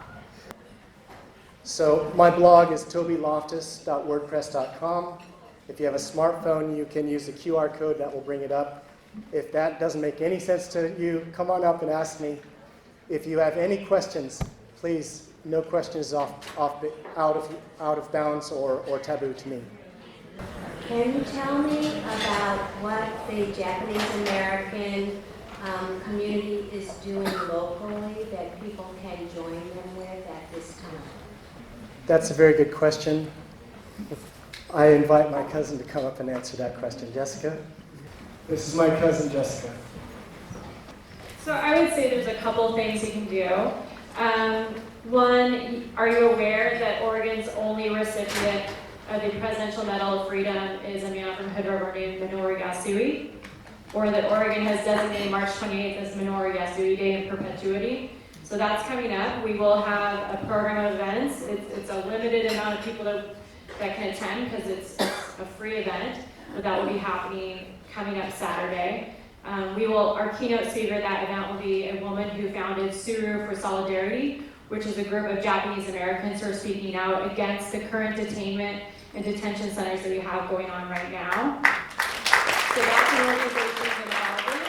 You can support the Japanese American Museum of Oregon. I think they're shutting down soon because they're going to transition into the new space. But there's an amazing amount of history there. I just found a binder of stuff in my grandmother's house that I'm going to have them scan for their records. And so there's just a huge amount of history there to preserve because this all happened here. And what I wish you had mentioned was the Portland Assembly Center was where they sent people from different parts of the states to different centers. So Hood River people went to Pinedale, but there was an assembly center here in Portland. So Portland people, Portland area people were sent to that, and there is a touring gate and some other things, I believe, at the Exposition Center to this day now, as well that you can visit here in the city.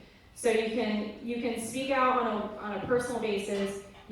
You can educate yourself about the people here in Oregon, such as Minoru Yasui, attend the Minoru Yasui Day events, and there's also events happening in Ontario, Oregon, and Hood River, Oregon on that day.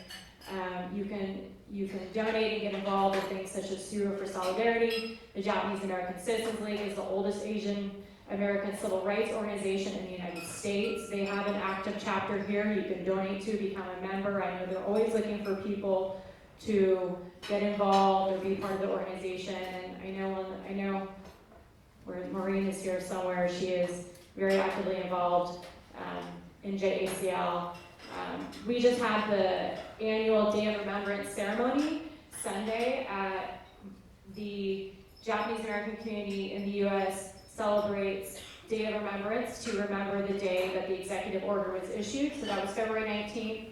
Usually every year you can find an event around that time period along the West Coast in the city. So those are events you can attend, and there are different programs. This year we watched a movie called Alternative Facts that was very interesting. So I think, what Toby mentioned about Densho is amazing. Densho is a huge repository of information, but what's really great also, we have so many organizations here doing things around these topics, And honestly, you know, the only thing that's changed between the people being detained now and the people that were detained then is the ethnic background. But the same vilification and the same otherness and the same you don't belong message is happening. It's just a different group. So I just encourage you to all think about that, you know, my grandmother and great aunts and uncles and my grandfather Min, who later went into the service, and his 3 brothers, they were all viewed as the enemy at one point in time. And so we have the ability now to speak up against to support the other people who are viewed as the enemy for whatever it may be. And so I just encourage you, I think those people-to-people connections are great. And then the larger things are attending educational events such as this, getting involved in organizations, being active and understanding what's happening to people who maybe don't look like you or don't live your life. Thank you, Jessica. Yes, please. Why do you think this was such why do you think it's such a non-spoken topic? Like, why don't people hear of it as well? So the question is, why don't more people know about this? Why isn't it discussed more? And I think there are several answers to that. One is cultural. I think a lot of people of Asian ancestry and Japanese ancestry would say no good can come from talking about those bad times. You know, there's the concept of shikata ganai. It cannot be helped. You saw that, for example, when Fukushima, there's that terrible tsunami and destruction there. You didn't see people rioting. There's this discipline of we're going to persevere, you know, put our shoulders to the yoke, and we're not going to complain. Complaining about this dark history does no good. I would disagree with that opinion, and I'm glad that my mom was outspoken about it. In general, U.S. history does not like to dwell upon the darker chapters of our history. I used to get very righteously indignant and angry when I thought about and learned about this history, but it is far from the darkest chapter in our history. When I read Bury My Heart at Wounded Knee, Black Light Me, People's History of the United States, I realized that what happened to the Japanese Americans, yes, it was very bad, but it's far from the darkest history chapter. And I think it's very important for us to shine a light on those chapters because we have a tendency to repeat, and we need to remember that. So that is why my mom has been giving these talks for decades, and that is why I'm very privileged. I'm sorry she's not here, but I'm privileged to speak on her behalf. Yes, please. Yes, my questions aren't as much about the camp, but your family and why, what would bring your grandfather here, where it was so difficult for the Japanese. Why did grandfather come here? Two questions, though. Okay, go ahead. And my second question would be, why did their oldest daughter get sent back to Japan? Okay. Why did grandpa and grandma come to the United States? And why did my oldest aunt go back to Japan? So there were many Japanese bachelors who came to the United States. Many of them came to work and earn money and would go back to Japan. That was not the case for my grandfather. He was the second son, so he therefore was not going to inherit any business. And I don't think he wanted to stay in Japan. He came to America, worked on the railroad like so many Chinese immigrants did. And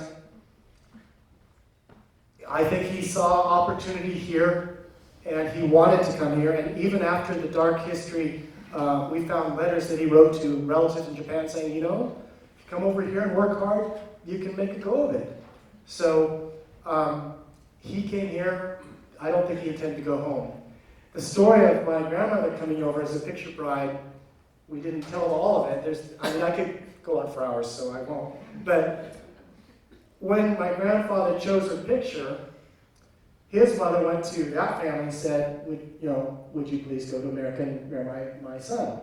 Normally, my grandmother would have had no choice in the matter. What your parents said was the law, and he would go. But apparently, my grandmother's parents were rather liberal or progressive and gave her the choice. And she said no. Well, why did you? And this is a story that my mom didn't know. My dad's mom asked my mom's mom this story, probably in the 50s or 60s, and found out the story. Mom didn't know this. Well, why did you go? Well, his mom came over every day and asked me to go to America and marry Simon every day. I said no. Finally, she came over, got on her knees, begged and cried, and said, please, go to America and marry my son. And I said, well, okay. She was 18 years old. By all accounts, she was a very timid woman. My grandfather said, don't bring anything, just bring a futon and, clothes. And that's exactly what she did. She came over like my grandfather in steerage. It was just awful. That's what they did. So that's why they came to America. In terms of the story about my eldest aunt, that could be a novel and a movie in itself. I've written the story about it on my blog.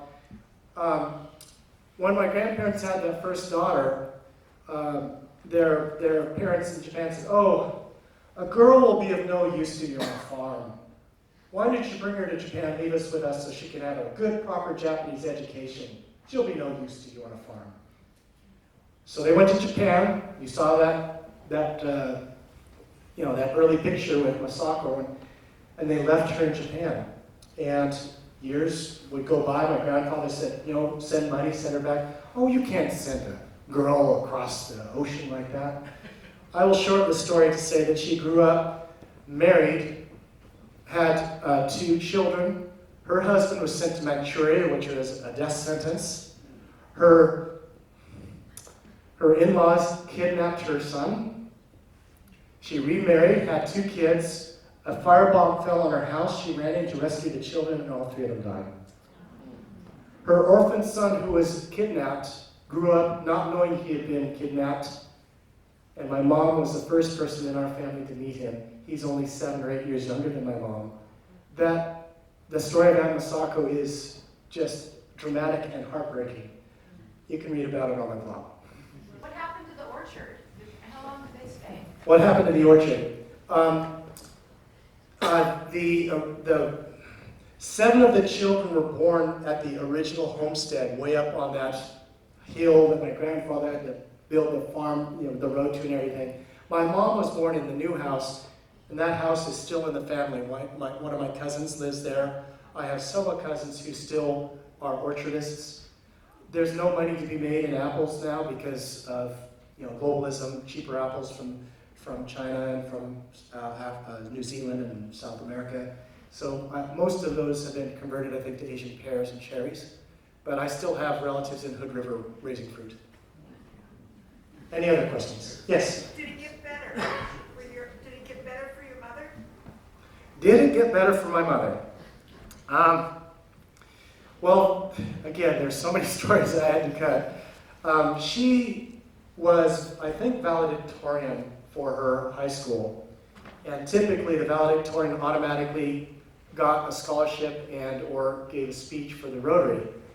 Well, at the time, the Rotary was not too friendly to Japanese Americans.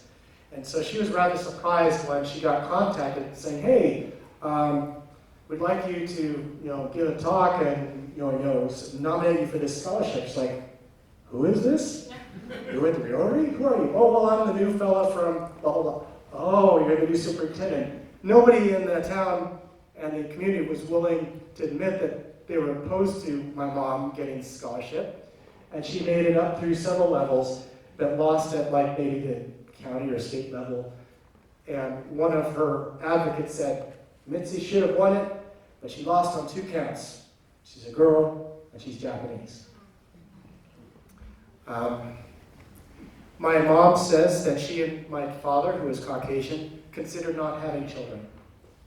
They were worried that having mixed-race kids, half Japanese, that we would face harassment and persecution. They considered it. My oldest brother is dated James. They considered giving my middle brother a Japanese name, Kenji, but they chickened out at the end and called him Kenneth Allen. They couldn't decide on my name. They asked my 4-year-old brother what to name me. He suggested the family dog's name that he loved, Toby. I said, that's a good idea. But I got my mom's family name, Asai, as my middle name. And my mom has grade school papers where I wrote my name, Toby Asai, using the kanji that she taught me, Loftus. I was very proud of that. And I only found out maybe 5-10 years ago at a family reunion that my grandfather was very pleased that I got a Japanese name. But into the 50s and 60s, there was still that concern that my mom and dad considered maybe not having children because of the anti-Japanese sentiments. Any other questions? Yes? You said that you were up about 10 miles outside of Hood River. Were you like at Parkdale? Jessica?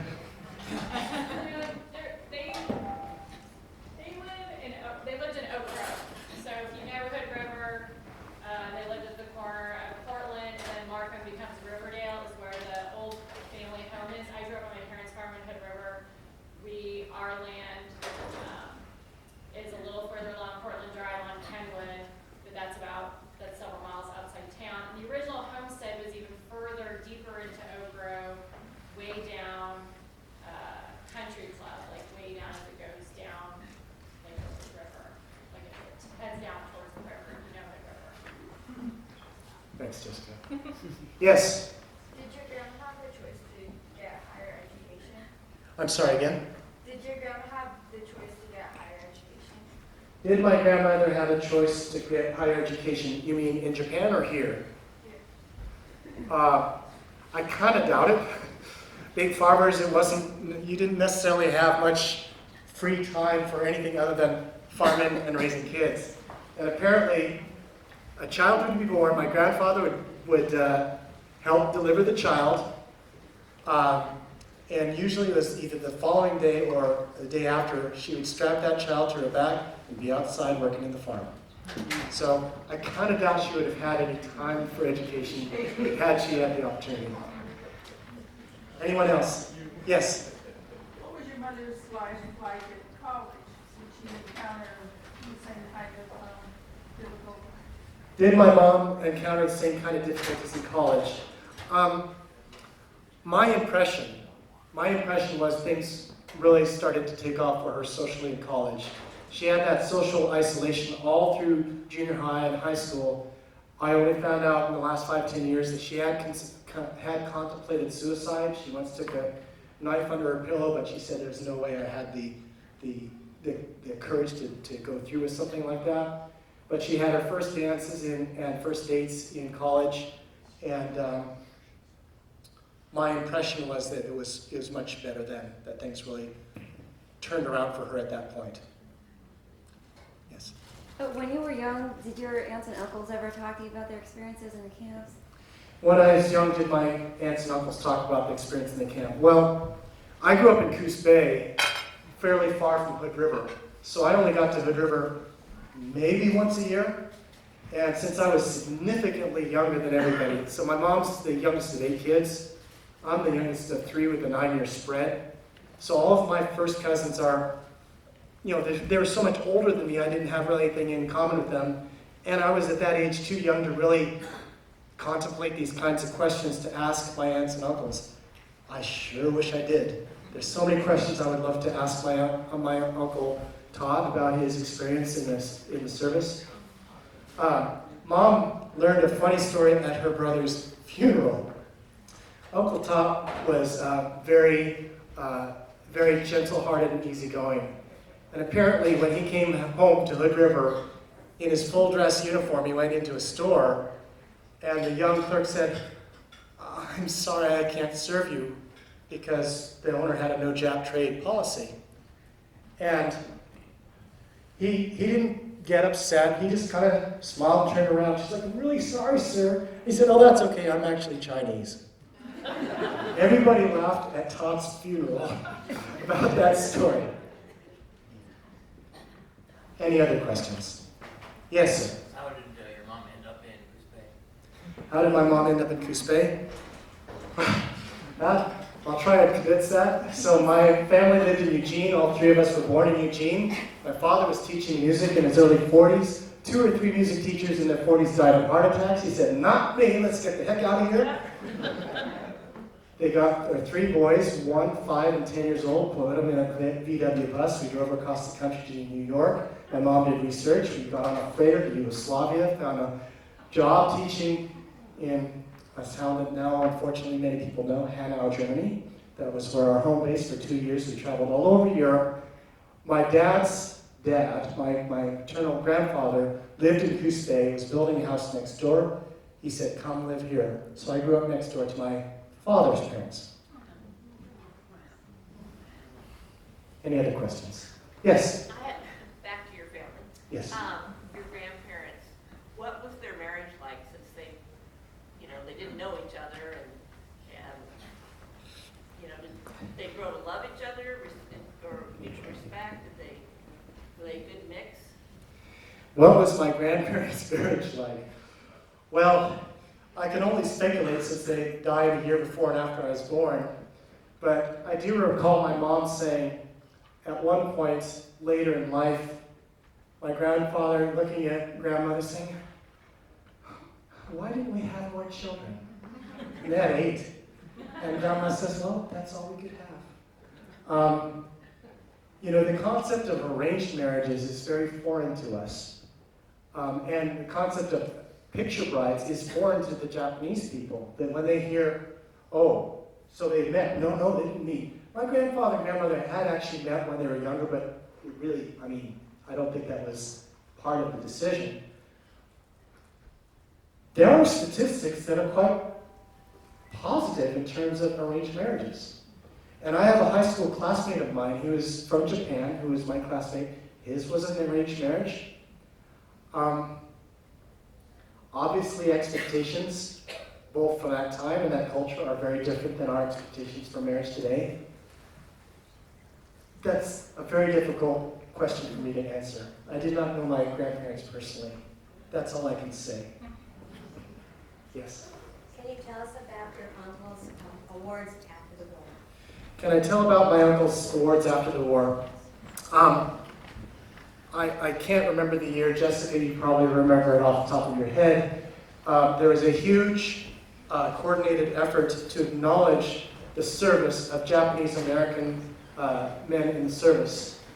And quite frankly, very few people were even aware that Japanese Americans served in the Pacific Theater. They're familiar with the 442nd and the exploits of the European theater. But my uncles were awarded Congressional Gold Medals. Was that, 2000? Well, we had a ceremony here, I believe, in 2012? Yes. So, I think all four of my uncles received Congressional Gold Medals for their service. And if you are interested in the military history, I definitely recommend the book Just Americans. It's excellent. Yes? When will you be composing a string quartet about your mom's experiences? When will I be composing a string quartet about my mom's experience? I haven't thought about that, but I did compose a work for the Tule Lake pilgrimage in 2014. The organizer said, oh, I see you and your brothers, you play music, you act, you write. Would you consider doing something for our talent show? Well, sure, I guess. I wanted to take a story from Mom's book and put some music to it. My oldest brother is a good actor and voice actor, and have him read, and I would play music to go with it. I didn't want it to be just a sad, depressing story.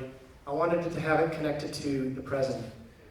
So I chose the story of Mrs. Bettsworth, but with an extra element to it. My mom had no friends, no social interaction until May Vernon. May Vernon was, I think, 1 or 2 years younger than my mom, and for some reason she chose to walk home with Mom one day, and it was Mom's happiest day ever. And they went in, and she's like, let's get some jawbreakers. And May was completely oblivious to the no Jap Trade sign. Mom said, oh, no, I'll go on ahead. May went in, got jawbreakers, brought them out. They're both sucking on jawbreakers, walking down the street, and here comes Mrs. Bettsworth. And my mom was like, oh God, here, just the best day turning into the worst. And so she kind of walks faster to make distance between her and May. And she sees Mrs. Bettsworth accost May Vernon and say, well, May Vernon, I thought you had more self-respect than to walk with this dirty yellow Jap. And May Vernon just turned white with rage and frustration. And my mom just kept walking on and said, you wait up for me. I'll tell my parents and they'll fix Mrs. Bettsworth. My mom says, yeah, your dad, your mom's a teacher, won't speak to me anymore. Your dad has a shop that won't serve Japanese Americans. Yeah. Well, Mom kept on walking, and then all of a sudden here comes a car. Mae Vernon with her dad. I think he was like president of the Elks Lodge or the American Legion or something, one of these members of these long signatory lists. Stopped, picked up Mom. Mom sat in the back of that car. She was terrified. She didn't say a word. Mae was pretty much oblivious to the whole thing. Decades later, 40, 50, 60 years later, Mom looked up Mae Vernon. I think she was living in Salem because she had a child who was deaf, and there's a school for the deaf there. And Mom asked, "You remember that day we walked home?" She said, "How could I forget?" And I think it was in the early 2000s, Mae Vernon died, and one of her children contacted my mom to let her know. And from the way her child talked about her son or daughter, it was clear that this was a story that Mae shared with her children a lot. So the piece that I composed was called "How Could I Forget?" Any other song?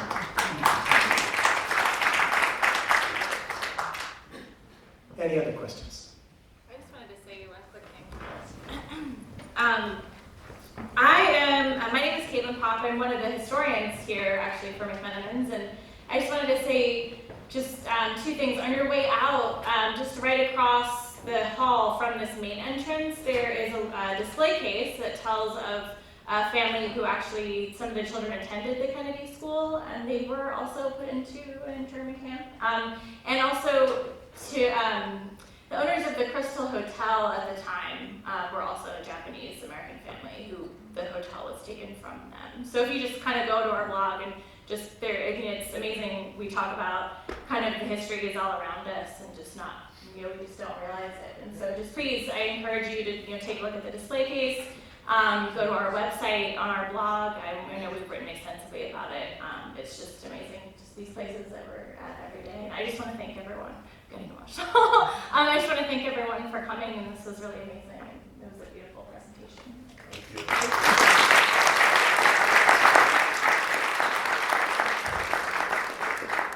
Thank you for coming. You're welcome to come up if you have any other questions or if you're interested in books or whatever. Thanks so much for your interest. Yes, sir. My mom will be so delighted to know that you all came. Thank you so much.